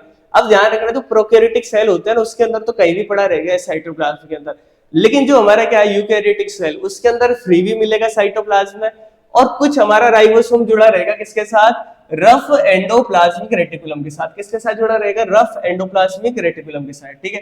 इसके अलावा माइटोकॉन्ड्रिया और क्लोरोप्लास्ट। ध्यान रखना क्या बोला मैंने, एक तो माइटोकॉन्ड्रिया, ये क्या करेगा, power house of the cell, पढ़ा है नहीं पढ़ा, बोले सर ये हमने पढ़ लिया, power house of the cell बोलते हैं इसको, अरे आई नहीं बात समझ में, पावर हाउस ऑफ सेल क्या बोलेंगे इसको, power house of the cell. मैं लिख देता हूं एक सेकंड को, power house of the cell. किसी को तकलीफ है इसके अंदर, माइटोकॉन्ड्रिया क्या बोलेंगे, power house of the cell. अब और ये जो हमारा क्लोरोप्लास्ट है ये पार्टिसिपेट करेगा बेटा किसके अंदर, फोटोसिंथेसिस के अंदर। तो मुझे बताओ क्या प्लांट सेल के अंदर फोटोसिंथेसिस होता है, नहीं होता प्लांट के अंदर, बोले सर प्लांट के अंदर फोटोसिंथेसिस होगा, प्लांट किससे मिलकर बना रहेगा, सेल से, अरे यस सुनो, तो क्या प्लांट सेल के अंदर उसका साइटोप्लाज्म होगा, उसके अंदर क्लोरोप्लास्ट मिलेंगे नहीं मिलेंगे, बोले सर मिलेंगे। तो एनिमल सेल के साइटोप्लाज्म के अंदर क्लोरोप्लास्ट मिलेंगे नहीं मिलेंगे, ये बात ध्यान रखना, क्यों, क्योंकि अपने अंदर फोटोसिंथेसिस होगा, एनिमल के अंदर फोटोसिंथेसिस का प्रोसेस क्या रहता है, एब्सेंट। फोटोसिंथेसिस का मतलब क्या है, फूड बनाना, तो अपन खुद फूड बनाते हैं, धूप में जाके अपन खाते हैं प्लांट से, बोले सर अपन तो प्लांट से ले लेंगे, खा लेंगे, ठीक है। और माइटोकॉन्ड्रिया क्या है बेटा, एनर्जी प्रोड्यूस करेगा। ये सुनो, तो ध्यान रखना एक चीज और, प्रोकैरियोटिक सेल होता है ना, उसके अंदर माइटोकॉन्ड्रिया एब्सेंट रहेगा। फिर से सुनना, प्रोकैरियोटिक सेल के अंदर माइटोकॉन्ड्रिया क्या रहेगा, एब्सेंट। बोले सर ये तो आपने नई बात बता दी कि माइटोकॉन्ड्रिया जब एब्सेंट रहेगा तो मुझे तो एनर्जी कौन बनाएगा, भाई साहब इसके अंदर होते हैं मिजोसोम। क्या होते हैं, मिजोसोम, जो हमारा अभी पढ़ा था ना अपने, एक तो ऐसे न्यूक्लियस होगा, इसके बाहर क्या होगी, सेल मेम्ब्रेन क्लियर। तो सेल मेम्ब्रेन क्लियर है ना, ऐसे स्ट्रक्चर बना लेंगे अंदर तरफ, उनको क्या बोलेंगे हम, मीजोसोम। क्या बोलेंगे बेटा, मीजोसोम। तो ये मीजोसोम है ना, इसी के अंदर क्या होगा, ये हमारा रेस्पिरेशन का प्रोसेस। तो यहीं पे क्या प्रोड्यूस होगी, हमारी एनर्जी। इतनी पिक्चर समझ में आई नहीं आई, अरे ये सुनो, ठीक है। तो ध्यान रखना, जो हमारा एक तो माइटोकॉन्ड्रिया और एक क्लोरोप्लास्ट है, दोनों के अंदर क्या देखने को मिलेंगे हमको, राइबोसोम। क्या मिलेंगे, राइबोसोम। इसीलिए क्या बोलते हैं इसको हम, सेमी ऑटोनोमस ऑर्गेनल। क्या बोलते हैं, semi autonomous organelle. Mitochondria and chloroplast are called semi autonomous organelle. क्यों, because they possesses their own DNA. अब भाई साहब देखो कितनी बात तगड़ी निकल के आ गई हमारे सामने, कि एक तो माइटोकॉन्ड्रिया होगा और क्लोरोप्लास्ट होगा, इन दोनों के पास खुद का डीएनए होगा। क्या होगा, इन दोनों के पास खुद का डीएनए, इनके पास खुद का आरएनए भी होगा, मतलब इनके पास खुद का जेनेटिक मटेरियल भी है, प्रोटीन भी बना सकते हैं। और 70s राइबोसोम, बोले सर इसके पास राइबोसोम भी और ये अपना प्रोटीन भी बना लेंगे, तो जेनेटिक मटेरियल भी और प्रोटीन भी। आई नहीं आई बात समझ में, एंड कैन रेप्लिकेटेड इंडिपेंडेंटली। और भाई साहब ये खुद ही रेप्लिकेशन कर लेंगे, खुद ही डिवीजन कर लेंगे। मतलब इसका मतलब क्या हुआ, बोले सर एक माइटोकॉन्ड्रिया है ना, वो एक से दो बन जाएगा ऑटोमेटिकली, उसको किसी की जरूरत नहीं है। आई नहीं आई बात समझ में, बट दे डिपेंड, अब बात सुना, लेकिन वो डिपेंड रहते हैं किसके ऊपर, न्यूक्लियस के ऊपर। किसके ऊपर, न्यूक्लियस के ऊपर। ऐसे तो यही राजा बन जाएंगे। तो न्यूक्लियस क्या करेगा, many protein and therefore they cannot completely autonomous। अब क्या करेगा, ये जो हमारा प्रोसेस है ना, किसका, रेप्लिकेशन का। किसके रेप्लिकेशन का, माइटोकॉन्ड्रिया और क्लोरोप्लास्ट के रेप्लिकेशन है, ठीक है। वो कंप्लीटली वो काम है ना अकेले नहीं कर सकते वो सेल, कि माइटोकॉन्ड्रिया चाहे कि यार मैं अकेला कंप्लीटली डिवाइड करके दो माइटोकॉन्ड्रिया, ऐसा वो बिल्कुल नहीं कर सकते। उसके लिए उनको किसके पास जाना पड़ेगा, न्यूक्लियस के पास। किसके पास जाना पड़ेगा, न्यूक्लियस के पास। बोले सर फिर तो डिपेंडेंट हो गए, लेकिन मुझे बताओ उनके पास डीएनए तो है खुद का, आरएनए भी और राइबोसोम भी, तो प्रोटीन बनाने का काम तो वो कर ही लेंगे ना, एटलीस्ट करेंगे नहीं करेंगे, जेनेटिक मटेरियल वाला काम कर लेंगे, निकाल लेंगे खुद के लिए। बोले सर कर लेंगे, इसीलिए क्या बोलते हैं हम उनको, सेमी ऑटोनोमस ऑर्गेनल। क्या बोलते हैं, सेमी ऑटोनोमस ऑर्गेनल, ना कि ऑटोनोमस ऑर्गेनल। अगर अगर अगर अगर ये जो हमारे राइबोसोम है, क्या बोल रहा हूं मैं, राइबोसोम, मान के चलो अगर ये, पहले बात करते हैं माइटोकॉन्ड्रिया और क्लोरोप्लास्ट, सुना एक बार, अगर हमारा माइटोकॉन्ड्रिया और क्लोरोप्लास्ट, अगर ये दोनों अपने आप ही डिवाइड कर जाते हैं, इनको ये जो न्यूक्लियस भाई साहब इनके पास जाना ही नहीं पड़ता, तो कैसे ऑर्गेनल हो जाते, ये हो जाते ऑटोनोमस, फिर तो भगवान बन जाते। न्यूक्लियस को कौन पूछता, इसीलिए क्या हुआ, ये न्यूक्लियस के ऊपर डिपेंडेंट रहते हैं कुछ प्रोटीन्स के लिए। कौन डिपेंडेंट रहेगा, माइटोकॉन्ड्रिया और क्लोरोप्लास्ट, इसीलिए क्या बोलेंगे, सेमी ऑटोनोमस ऑर्गेनल। आई नहीं बात समझ में। अब बात करते हैं सेंट्रियोल की। अब देखो सेंट्रियोल एक टर्म होती है बेटा, उसका नाम क्या है हमारा, सेंट्रियोल। क्या नाम है उसका, सेंट्रियोल। अब देखो एक डायग्राम होगा अपने पास आगे, ये रहा, ये किसका डायग्राम है बेटा, सेंट्रियोल का। किसका है, सेंट्रियोल। अब ध्यान रखना, ये जो तुम्हें यूनिट्स दिख रहे हैं ना ऐसे गोल गोल, इनको क्या बोलेंगे हम, सेंट्रियोल। क्या बोलेंगे, सेंट्रियोल। अब जो सेंट्रियोल होते हैं ना, एक दूसरे के ऊपर देखो ऐसे परपेंडिकुलर होते हैं, जैसे एक सेंट्रियोल हो गया, उसके परपेंडिकुलर कौन रहेगा, दूसरा सेंट्रियोल। तो जो स्ट्रक्चर बनेगी ना कंबाइंडली, उसको बोलेंगे हम सेंट्रियोसोम। क्या बोलेंगे, सेंट्रियोसोम। अरे आई नहीं आई बात समझ। तो बोले सर सेंट्रियोल क्या करेंगे, जब सेल डिवीजन होता है ना, आगे देखेंगे हम, तो सेल डिवीजन में हेल्प करेंगे। किसमें हेल्प करेंगे, सेल डिवीजन में। तो दोनों क्रोमेटिड को एक दूसरे से दूर दूर लेके जाएंगे। कौन लेके जाएगा? हमारा सेंट्रियोल। तो क्या है? Membrane, non membrane bounded. अब जो हमारा सेंट्रियोल होता है ना, अरे आई नहीं बात समझ, ये बना रहेगा बेटा माइक्रोट्यूब्यूल से। किससे? माइक्रोट्यूब्यूल से। अब देखो जो अभी हमने बात करी थी ना साइटोस्केलेटन सिस्टम की, जो है ना सेल का स्केलेटन सिस्टम होता है, वो भी तीन चीज से मिलकर बना रहेगा। एक तो माइक्रोट्यूब्यूल, माइक्रोफिलामेंट और एक इंटरमीडिएट फिलामेंट, एक दोनों के बीच का होगा कुछ। आई नहीं बात समझ में? तो जो माइक्रोट्यूब्यूल होती है ना, वो किसका फॉर्मेशन करेगी? ये फॉर्मेशन करेगी बेटा किसका? सेंट्रियोल का। किसका फॉर्मेशन करेगी? अरे यस और नो। तो इसका मतलब क्या हुआ कि बोले सर माइक्रोट्यूब्यूल से कौन मिलकर बना रहेगा? सेंट्रियोल। ठीक है। तो नॉन मेम्ब्रेन बाउंडेड ऑर्गेनल है, हेल्प इन सेल डिवीजन। और किसमें हेल्प करेंगे? Cell division. अब देखो ध्यान रखना, ये जैसे एक सेल है, ठीक, क्या है? सेल। इसके अंदर ये मैंने ले लिया क्या? सेंट्रोमियर। इसको बोल लेंगे बेटा क्या? सेंट्रोमियर। अब सेंट्रोमियर से ऐसे कौन जुड़े रहेंगे? हमारे क्रोमेटिड। कौन जुड़े रहते हैं? अभी के लिए इतना से जान लो ताकि जब बाद में पढ़ाए तो आपको याद आ जाए कि यार ये सेंट्रियोल क्या करता है। ठीक है, इनसे कौन जुड़ा रहेगा? क्रोमेटिड। तो मैंने बोल दिया सर ये क्रोमेटिड। इधर देखो एक सेकंड, ठीक है, ये क्या हो गई हमारी एक सेल। इसके अंदर कौन रहेगा? सेंट्रोमियर। कौन रहेगा बेटा? सेंट्रोमियर। तो सेंट्रोमियर से दो क्रोमेटिड जुड़े होंगे। कितने क्रोमेटिड जुड़े होंगे? दो। तो मुझे बताओ अगर एक सेल से दो सेल बनानी है तो उनके अंदर जेनेटिक मटेरियल डबल करना पड़ेगा नहीं करना पड़ेगा? बोले सर ये जेनेटिक मटेरियल अभी क्या था? अभी एक डीएनए था। किसके अंदर? हमारी सेल के अंदर। इतना जान लो, हमारी सेल के अंदर कितना डीएनए था? एक डीएनए। अब उसने कितने बना लिए? रेप्लिकेट करके दो डीएनए बना लिए। और किसके साथ जुड़ गए? ये जुड़ गए बोले सर एक सेंट्रियो सेंट्रोमियर नाम का स्ट्रक्चर है, उसके साथ ये दोनों अटैच हो गए। किसके साथ अटैच हो गए? सेंट्रोमियर के साथ। लेकिन मुझे बताओ सर अगर ये सेल डिवाइड कर जाएगी, अगर ये एक सेल से दो सेल बन जाए तो ये जेनेटिक मटेरियल हमको अलग अलग ले जाना पड़ेगा। तो दोनों क्रोमेटिड हमको एक दूसरे से क्या करने पड़ेंगे? अलग अलग। क्या करने पड़ेंगे? दोनों क्रोमेटिड एक दूसरे से अलग अलग। तो जो सेंट्रियोल होगा कौन होगा बेटा? हमारा सेंट्रियोल। ये हेल्प करेगा, किसमें हेल्प करेगा? दोनों क्रोमेटिड को एक दूसरे से अलग अलग करने में। तो ऐसे क्या होंगे? दोनों तरफ क्या आ जाएंगे? सेंट्रियोल। कौन आ जाएंगे बेटा? सेंट्रियोल। आई नहीं आई बात समझ में? जैसे मैंने कह दिया क्या है? सेंट्रियोल। सुनना है, ठीक है। ये भी क्या हो गया मेरा? सेंट्रियोल। तो सेंट्रियोल क्या करेंगे? यहां से स्पिंडल फाइबर बनाएगा। क्या बनाएगा? Spindle fibre. और खींच लेगा। किसको खींचेगा? दोनों क्रोमेटिड को। तो दोनों क्रोमेटिड एक दूसरे से अलग अलग हो जाएंगे। नहीं बोले सर दोनों क्रोमेटिड एक दूसरे से अलग अलग हो जाएंगे, इसीलिए क्या बोला मैंने? Centriole help in the cell division. और सेंट्रोसोम किसको बोलेंगे? अगर दो सेंट्रियोल एक दूसरे के परपेंडिकुलर जुड़े हुए और किसके अंदर पड़े रहेंगे? साइटोप्लाज्म में ऐसे पड़े रहते हैं, सोते रहते हैं ऐसे, ठीक है। तो किसमें हेल्प करेंगे? सेल डिवीजन में। चलो आगे चलते हैं भाई साहब, ठीक है, ये जान लिया हमने। अब देखो साइज एंड शेप। अब बोले सर ये तो समझ में आ गया, कह दिया आपने ट्रिलियंस ऑफ मतलब सेल्स होती है, लेकिन अब साइज के बारे में बताओ। Cell differ greatly in size, shape and activity. आप ध्यान रखना कि जितनी भी सेल है किसी का काम क्या है, किसी का काम क्या है। बोले सर प्रोकैरियोटिक के अंदर तो आपने बताया कि यार ये अलग अलग चीज होती है, यूकैरियोटिक के अंदर बताया आपने अलग अलग चीज होती है। आएंगे यही बात समझ। बोले सर मेम्ब्रेन बाउंडेड ऑर्गेनल जितने भी रहते हैं ना, वो यूकैरियोटिक के अंदर मिलेंगे, प्रोकैरियोटिक के अंदर एब्सेंट मिलते हैं। तो क्या है? सेल एक तरीके से डिफरेंट डिफरेंट है, साइज के अंदर भी डिफरेंट होती है, शेप के अंदर भी। अब ध्यान रखना जो हमारे इस यूनिवर्स के अंदर जो लिविंग सेल है, जिसके बारे में हमारे साइंटिस्ट ने अभी तक पूरी स्टडी करी है, उसको क्या बोलेंगे? माइकोप्लाज्मा। क्या बोलेंगे बेटा? माइकोप्लाज्मा। उसका साइज कितना रहेगा? 0.3 माइक्रोमीटर। कितना साइज रहेगा बेटा? 0.3 माइक्रोमीटर। इसका मतलब क्या हुआ? 0.3 मल्टीप्लाई बाय 10⁻⁻6 मीटर। बोले सर 1 मीटर? 1 मीटर के भी कितने हिस्से कर दिए हमने, आई नहीं बात समझ। और उसका भी कितना? 0.3 टाइम। इतना छोटा साइज किसका होगा बेटा? एक माइक्रोप्लाज्मा सेल का। तो मुझे तो सेल कितनी छोटी देख सकते हैं क्या? हम आगे से बोले नहीं देख सकते। इसीलिए तो जब इलेक्ट्रॉन माइक्रोस्कोप आया ना, तभी सेल ऑर्गेनेल के बारे में स्टडी हो पाई।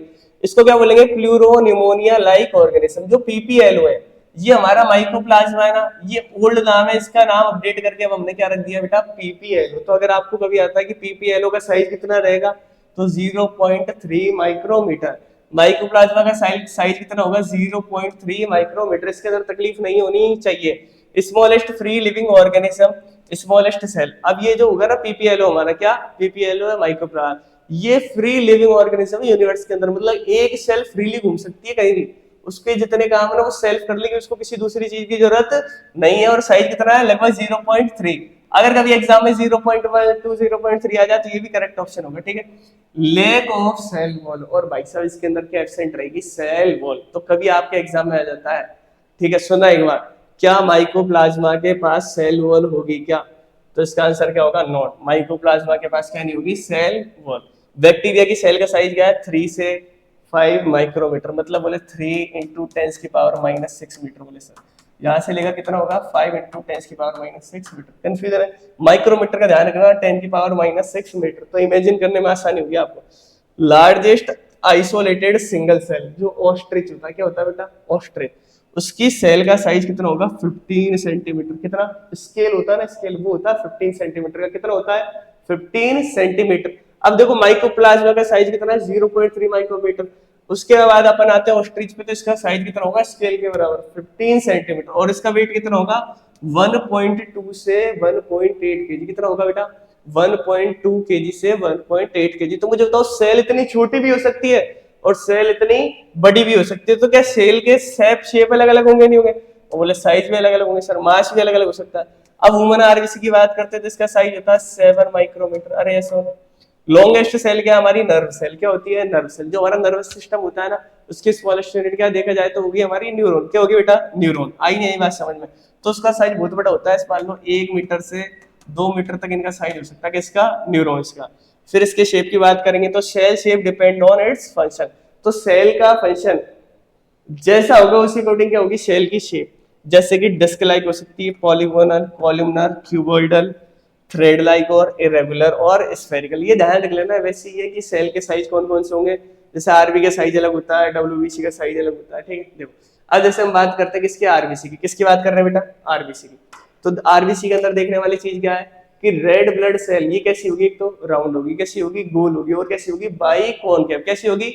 बाइकॉनकेव। जैसे ऐसे होता है ना, मेरा हाथ है, अब दिख रहा तुम्हें ये हिस्सा अंदर है और ये हिस्सा देखो ऊपर से उठा हुआ है, दिख रहा नहीं दिख रहा? देखो एक बार फिर से, ये हिस्सा अंदर से घुमा हुआ है और ये हिस्सा ऊपर से उठा हुआ है, तो कैसी होगी? आरबीसी हमारी बाइकॉनकेव। कैसी होगी? बाइकॉनकेव और होगी राउंड। तो मुझे बताओ इसका साइज अलग अलग है नहीं? बोले सर इसका अलग है, ऑस्ट्रिच का साइज अलग है और इसकी सेल का साइज अलग है, इसका शेप भी अलग है, ऑस्ट्रिच से आई नहीं। व्हाइट ब्लड सेल होती है वो किसकी शेप की होगी? अमीबा की तरह होती है। बोले सर ठीक है। इसके बाद कॉलमनर एपिथेलियम, तो कॉलम्स होते हैं ना, इसमें मिलकर कौन बनाएगी? Columnar epithelium cell. आई नहीं बात समझ में? मेसोफिल सेल के बारे में सुना है? अरे क्लोरोफिल के बारे में सुना है? नहीं फिर सुना?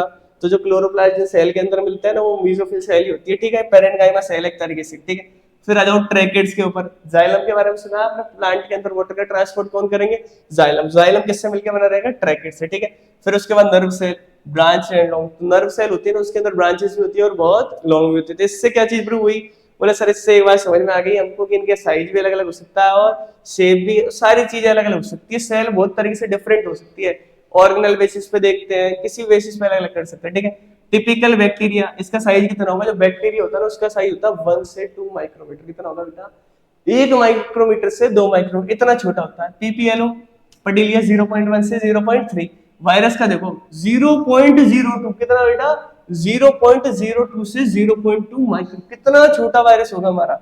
और एक टिपिकल यूकेरियोटिक सेल है, इसका साइज कितना होगा? 10 से 20 माइक्रोमीटर। तो कभी एग्जाम में अगर आपको 4 ऑप्शन दे दिए, पहला ऑप्शन दे दिया टिपिकल बैक्टीरिया, पीपीएलओ, वायरस और यूकेरियोटिक सेल। ठीक है, अब आपसे पूछा जाएगा which is the smallest cell, तो इसका आंसर क्या होगा बेटा? इसका आंसर वायरस हो सकता है, नहीं हो सकता। लेकिन अगर वो पूछ ले आपसे which is the smallest living cell, तो वायरस क्या होते हैं? लिविंग भी होते हैं और नॉन लिविंग भी। तो ये क्या हो गया? एक तरीके से कंट्रोवर्शियल क्वेश्चन हो गया, तो इस ऑप्शन को हटा देंगे हम। ठीक है, इसका आंसर क्या हो जाएगा हमारा? पीपीएलओ। क्या हो जाएगा बेटा? पीपीएलओ। आई नहीं है बस समझ। चलो आगे चलते हैं। ठीक, अब देखो प्रोकैरियोटिक सेल, किसकी बात कर रहे हैं बेटा हम? Prokaryotic cell. अब किस किसके अंदर मिलेगी? बैक्टीरिया के अंदर, साइनोबैक्टीरिया के। अब देखो जो साइनोबैक्टीरिया होता है ना, उसका नाम होता है ब्लू ग्रीन एल्गी।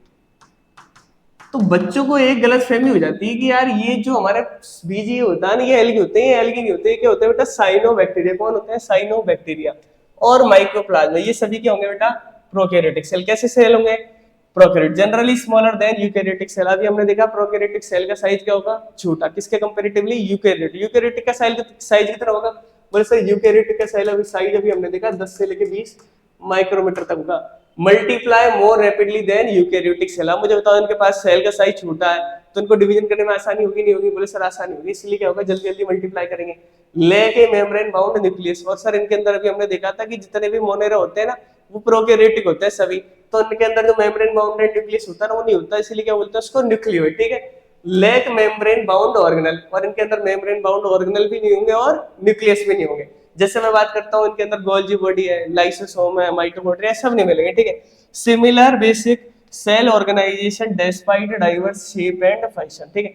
और अब देखा जाए तो बहुत तरीके से क्या है, सिमिलर्स भी होते हैं और आएंगे ये बात, जैसे प्रोकैरियोटिक के बीच में एक दूसरे के बीच में देखोगे तो सभी के अंदर कॉमन चीजें देखने को मिलेगी, राइबोसोम सबके अंदर मिलेंगे, अरे ये सुनो। और डाइवर्स भी होते हैं, बोले सर इनके अंदर अलग अलग साइजेस भी होते हैं, अरे ये सुनो आई नहीं मैं समझ। चलो आगे चलते हैं इसके बाद। अब भाई साहब अपन आगे किसके पास, प्रोकैरियोटिक सेल के पास। अब है पढ़ने का, अब आएगा पढ़ने में, सुनो। अब किसकी स्ट्रक्चर देख रहे हैं हम, प्रोकैरियोटिक सेल की। यार प्रोकैरियोटिक सेल होता कैसा, दिखता कैसा, ठीक है। अब देखो ये हमारी सेल होती है, कौन सी सेल होती है, प्रोकैरियोटिक सेल। तो मैंने सेल के बाहर आपको एक लेयर्स बताई थी, सबसे बाहर कौन सी होगी, बोले सर सबसे बाहर होगी सेल मेम्ब्रेन। कौन सी होगी बेटा, सेल मेम्ब्रेन। उसके बाहर कौन होगा, बोले सर इसके बाहर होगा सेल, बोलिए आपने बता दिया।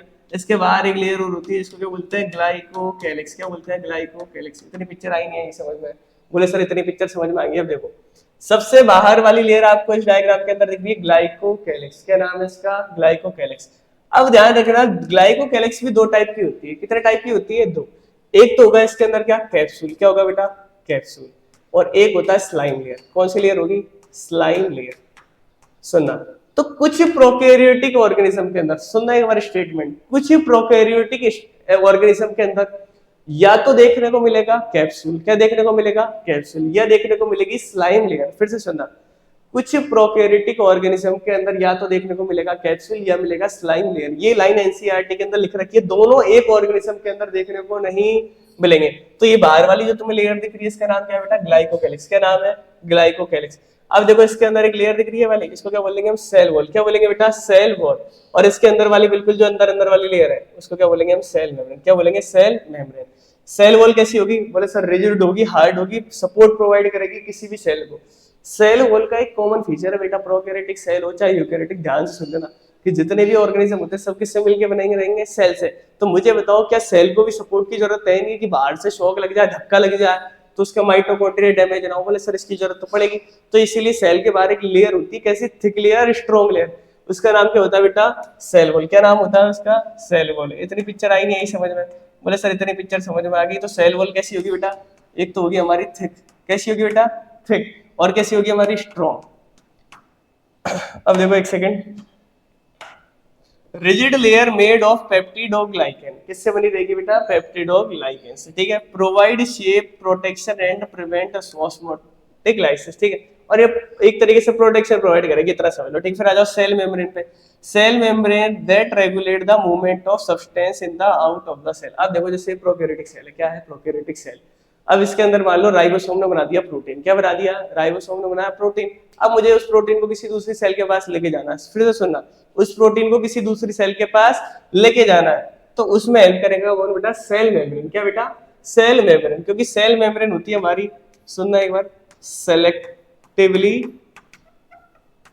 परमिएबल। कैसी लेयर है, सेलेक्टिवली परमिएबल। मतलब ये जिसको चाहेगी ना अपने अंदर से जाने देगी, पास होने देगी। जैसे होता है अपने घर का गेट लग रहा है नीचे, अपन जिसको चाहे आने देंगे, अपन जिसको चाहे जाने देंगे। अरे ये सुनो, अपनी मर्जी बिना कोई जा सकता है क्या, नहीं जा सकता, बांध देंगे पकड़ के। तो सेल मेम्ब्रेन भी कैसी होती है बेटा, सेलेक्टिवली परमिएबल। क्लियर है। तो सबसे बाहर वाली लेयर ग्लाइकोकैलिक्स, उसके अंदर होगी सेल वॉल, उसके अंदर कौन होगा, सेल मेम्ब्रेन। इतनी पिक्चर आई नहीं आई समझ में।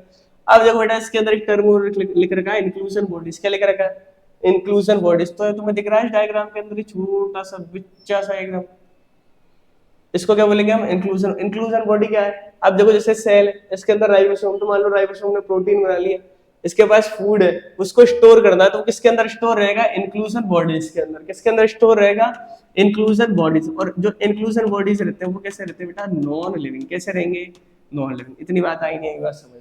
तो इंक्लूजन बॉडी का काम क्या है, non living granule particle of reserve food material. और किसका रिजर्व करेंगे, फूड मटेरियल का, यस और नो, ठीक है। फिर आ जाओ प्लाज्मिड के पास। किसके पास, प्लाज्मिड। अब देखो जो सेल होती है, सेल के पास जेनेटिक मटेरियल होता है, नहीं होता, तो ध्यान रखना कुछ टूटा फूटा जेनेटिक मटेरियल कहाँ जाएगा, साइटोप्लाज्म के अंदर। किसके अंदर रह जाएगा, साइटोप्लाज्म के अंदर। उसी को क्या बोल देंगे हम, प्लाज्मिड। क्या बोलते हैं, plasmid. Small extra chromosomal double stranded circular DNA. क्या बोला मैंने, स्ट्रॉन्ग एक्स्ट्रा क्रोमोसोमल, ठीक है। इसका मतलब क्या हुआ, देखो जितनी भी, पहले समझो प्रोकैरियोटिक सेल होती है, क्या बोला मैंने, जितनी भी प्रोकैरियोटिक सेल होती है उनके अंदर एक तो डबल स्टैंडर्ड डीएनए मिलेगा। सुनना, कैसे स्टैंडर्ड डीएनए मिलेगा? Double standard. और वो डबल स्टैंडर्ड डीएनए ना ऐसे सर्कुलर हो जाएगा। कैसे हो जाएगा? सर्कुलर।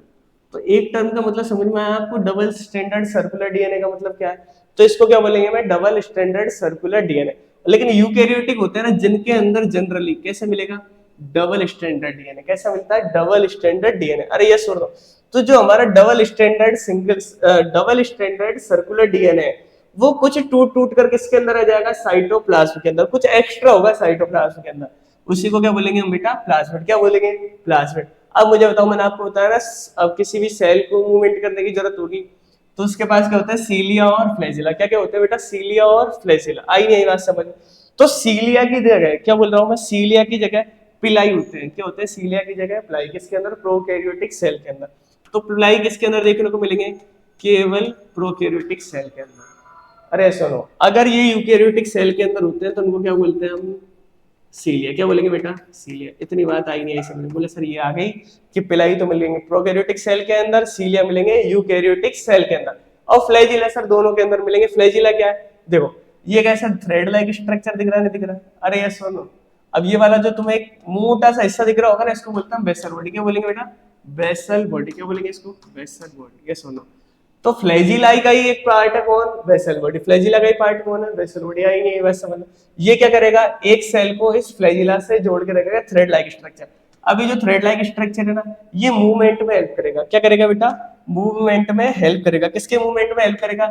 ये करेगा हमारे सेल के मूवमेंट में हमारी मदद करेगा। इसको आगे ले जाएगा ऐसे, तड़पा तड़पा के नहीं, चला चला के, ठीक है। फ्लैजिला कैसा? Long whip like structure used for locomotion. Locomotion मतलब गति। अगर कोई भी ऑर्गेनिज्म मोशन करता है तो उसको क्या बोलते हैं? लोकोमोशन। क्या बोलते हैं? लोकोमोशन। तो किस में हेल्प करेगा? लोकोमोशन में। लोकोमोशन में। अब देखो मीजोसोम दिख रहा है आपको, तो मैंने क्या बोला था? प्रोकैरियोटिक सेल के अंदर माइटोकॉन्ड्रिया क्या होगा? F cell. तो देखना एक बार, ठीक है। Infolding of plasma membrane. ये जो प्लाज्मा मेम्ब्रेन है इसकी इनफोल्डिंग हुई अंदर, अंदर की तरफ फोल्ड हुआ नहीं हुआ, इसी को क्या बोलेंगे हम? मीजोसोम। और ये किसमें मदद करेगी हमारी? फर्स्ट एक तो रेस्पिरेशन। किसमें मदद करेगी? रेस्पिरेशन। रेस्पिरेशन का मतलब एनर्जी प्रोड्यूस करना। सेल डिवीजन किसमें हेल्प करेगी हमारी? Cell division. एक चीज याद रखना बेटा, रेस्पिरेशन का सिंपल सा फंडा क्या है? फूड के साथ जुड़ा ऑक्सीजन और एनर्जी प्रोड्यूस होगी। क्या बोलेंगे? फूड के साथ ऑक्सीजन जब जुड़ेगा तो क्या प्रोड्यूस होगी? एनर्जी। ब्रीदिंग अलग कॉन्सेप्ट होता है। ब्रीदिंग का मतलब होता है गैसेस का एक्सचेंज। गैस अंदर लेना, ऑक्सीजन गैस अंदर लिया और कार्बन डाइऑक्साइड गैस हमने बाहर रिलीज कर दी, इसको तो क्या बोलेंगे हम? ब्रीदिंग। तो रेस्पिरेशन का मतलब क्या होगा? जो फूड था ना वो किसके साथ जुड़ जाएगा? जो हमने गैस ली अंदर, कौन सी? ऑक्सीजन। उस प्रोसेस को बोलते हैं रेस्पिरेशन। तो रेस्पिरेशन अगर प्रोकैरियोटिक सेल के अंदर होगा तो उसमें हेल्प करेंगे हमारे मीजोसोम। सेल डिवीजन में हेल्प करेंगे सीक्रेशन एंड डीएनए रेप्लिकेशन। और जैसे कोई चीज सीक्रेट करनी है, अरे ये सुनो, तो किससे मिलके बना है? सेल मेम्ब्रेन का ही तो पार्ट है, नहीं तो सीक्रेशन में भी मदद करेंगे हमारे, और डीएनए रेप्लिकेशन में भी करेंगे। फिर आ जाओ राइबोसोम। राइबोसोम मैंने क्या बताया? प्रोकैरियोटिक सेल के अंदर भी मिलेंगे और यूकैरियोटिक सेल के अंदर भी। कैसे मिलेंगे? Small non membranes granule. इनके पास कोई मेम्ब्रेन होगी? बोले नहीं होगी। कैसा साइज होगा? बोले सर छोटा होगा। Made of RNA and protein. आप देखो एक पिक्चर समझ रहा, अपन बात कर रहे हैं किसके? राइबोसोम की। देखो आगे डिटेल में तो हम बाद में डिस्कस करेंगे, पर एक बार जान लेते हैं कोई टर्म आ गई, ठीक है। राइबोसोम, ठीक है। तो बेटा राइबोसोम दो चीज से मिलके बनेंगे। एक तो होता है हमारा आरआरएनए। क्या बोला मैंने? आरआरएनए। एक होगा हमारा प्रोटीन। तो दोनों चीजें मिलके क्या बनाएगी हमारे? राइबोसोम। क्या बनाएगी? राइबोसोम। देखो राइबोसोम का स्ट्रक्चर कुछ ऐसा होता है, ठीक। एक बार देख लो, तो राइबोसोम के दो यूनिट होते हैं। कितने? दो। एक तो होगा हमारा लार्ज सब यूनिट। एक क्या होगा बेटा? लार्ज सब यूनिट। एक होगा हमारा स्मॉल सब यूनिट। तो ये दोनों लार्ज सब यूनिट और स्मॉल सब यूनिट मिलकर क्या बनाएंगे बेटा? हमारा राइबोसोम। इसके अंदर डाउट है किसी को? क्लियर है सभी को? तो इसके नीचे मैं लिख देता हूँ क्या? राइबोसोम। तो राइबोसोम के पास कितने यूनिट है? दो। एक तो लार्ज होगा, एक होगा हमारा स्मॉल। यस दोनों किससे मिलके बनाओगे? एक तो आरआरएनए से मिलके बनाऊंगा, एक मिलके बनाऊंगा हमारा प्रोटीन से। ठीक है, तकलीफ है किसी को? चलो फिर आ जाओ न्यूक्लियोइड के पास। न्यूक्लियोइड मैंने क्या बोला आपसे? न्यूक्लियोइड क्या होता है कि सर कोई भी सेल है उसके पास जेनेटिक मटेरियल होगा, डीएनए होगा, नहीं होगा? बोले सर डीएनए होगा, तो डीएनए कहाँ पड़ा रहेगा? साइटोप्लाज्म के अंदर। तो सर जो जगह है ना आसपास जेनेटिक मटेरियल है डीएनए के आसपास, उसी को क्या बोल देंगे हम? न्यूक्लियोइड। न्यूक्लियोइड के पास क्या कोई सेल मेम्ब्रेन होगी? नहीं सर, सेल मेम्ब्रेन लेस होते हैं, ठीक है। इरेगुलर शेप होती है इनकी, where the genetic material is present. तो क्या बोल देंगे, जहां पर साइटोप्लाज्म के अंदर जेनेटिक मटेरियल प्रेजेंट होगा उसी एरिया को, उसी रीजन को क्या बोल देंगे हम, न्यूक्लियोइड। क्या बोलेंगे, nucleoid. It is not bounded by nuclear membrane, और किससे बना नहीं रहेगा बेटा, मेम्ब्रेन से, ठीक है। तो प्रोकैरियोटिक सेल का साइज और देख लो जनरली कितना होगा, 1 से लेकर 10 माइक्रोमीटर। कितना होता है, 1 से लेकर 10 माइक्रोमीटर। एक बार मुझे पीपीएलओ का साइज बता दो। बोले सर पीपीएलओ का साइज रहेगा 0.1 से 0.3 माइक्रोमीटर। ये सुनो, यूकैरियोटिक सेल का साइज क्या होगा, कोई बता सकता है क्या? अरे एक बार सोच के बताओ क्या होगा। बोले सर 10 से लेकर 20 माइक्रोमीटर होगा। अरे यस और नो। और वायरस का बता दोगे? बोले सर 0.02 के समथिंग होता है, ठीक है। चलो आगे आ जाओ, ठीक है, आगे देख लेते हैं। अब बात कर रहे हैं किसकी, ग्लाइकोकैलिक्स की। किसकी बेटा, ग्लाइकोकैलिक्स। अभी हमने बात करी थी प्रोकैरियोटिक सेल की, तो प्रोकैरियोटिक सेल के मतलब पास 3 लेयर थी। पहली थी सेल मेम्ब्रेन, उसके बाद क्या था, सेल वॉल, उसके बाद क्या था, ग्लाइकोकैलिक्स। क्या था, ग्लाइकोकैलिक्स। तो ग्लाइकोकैलिक्स को क्या बोलते हैं अपन, शुगर की कोटिंग। किसकी कोटिंग बोलते हैं, शुगर की। मतलब एक शुगर होती है ना, उसकी कोटिंग होती है किसके बाद, प्रोकैरियोटिक सेल के बाद। अब ध्यान रखना, ग्लाइको का मतलब हुआ शुगर, कैलिक्स का मतलब हो गया कवरिंग। अब ये जो ग्लाइकोकैलिक्स होगा ना, 2 टाइप का होगा, एक तो होगा हमारा कैप्सूल, एक होगा स्लाइम लेयर। क्या बोला मैंने, एक तो होगा कैप्सूल, एक होगा स्लाइम लेयर।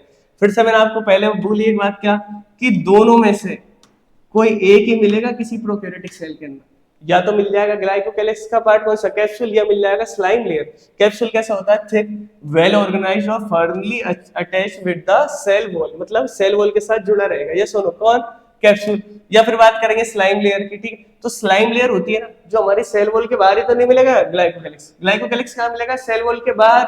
तो सेल वॉल से प्रॉपर्ली अटैच नहीं होता है, लूजली अटैच होता है, कौन, स्लाइम लेयर। या सुनो, और एक ऐसा रहेगा थीन और अनऑर्गेनाइज्ड। कैसा रहेगा, एक तो पतला रहेगा और अनऑर्गेनाइज्ड रहेगा। अरे इतनी बात समझ में आई नहीं आई। तो देखो अपन ने क्या बोला, प्रोकैरियोटिक सेल के अंदर, एक बार रिवीजन कर लेते हैं पूरा, ठीक है। फिर उसके बाद यूकैरियोटिक सेल पे चलेंगे। प्रोकैरियोटिक सेल के अंदर क्या बताया कि जितने भी मेम्ब्रेन बाउंडेड ऑर्गेनल होंगे वो सभी क्या होंगे, प्रोकैरियोटिक सेल के अंदर एब्सेंट होंगे। राइबोसोम के बारे में बताया, राइबोसोम किसके अंदर प्रेजेंट रहेगा, बोले सब प्रोकैरियोटिक सेल के अंदर भी रहेगा और यूकैरियोटिक सेल के अंदर भी रहेगा। अरे सुनो, इसके अंदर किसी को तकलीफ है? बोले सर इतनी पिक्चर समझ में आ गई, इसके अंदर हमको कोई तकलीफ नहीं है। प्लांट सेल के अंदर सर आपने बताया सेल वॉल होगी, एनिमल सेल के अंदर सेल वॉल एब्सेंट होगी। न्यूक्लियोइड किसके अंदर मिलेगा, बोले सर प्रोकैरियोटिक सेल के अंदर मिलेगा। और न्यूक्लियोइड क्या होता है सर, ऐसा रीजन जहां पर साइटोप्लाज्म के अंदर कौन पड़ा रहेगा, डीएनए, लेकिन उसके बाहर कोई भी मेम्ब्रेन नहीं होगी, तो क्या बोलेंगे उस रीजन को अपन न्यूक्लियोइड। लेकिन सर यूकैरियोटिक सेल के अंदर न्यूक्लियस मिलता है, क्यों, जो जेनेटिक मटेरियल है उसके बाहर एक मेम्ब्रेन लाइक स्ट्रक्चर रहता है और वो पूरा मिलकर क्या बनाता है, न्यूक्लियस। क्लियर है इतनी पिक्चर? अरे डाउट है क्या? चलो स्टार्ट करेंगे, इसके बाद क्या एक ब्रेक ले लेते हैं, उसके बाद हम कल स्टार्ट करेंगे क्या, यूकैरियोटिक सेल। किसी को तकलीफ है? चलो मिलते हैं ब्रेक के बाद।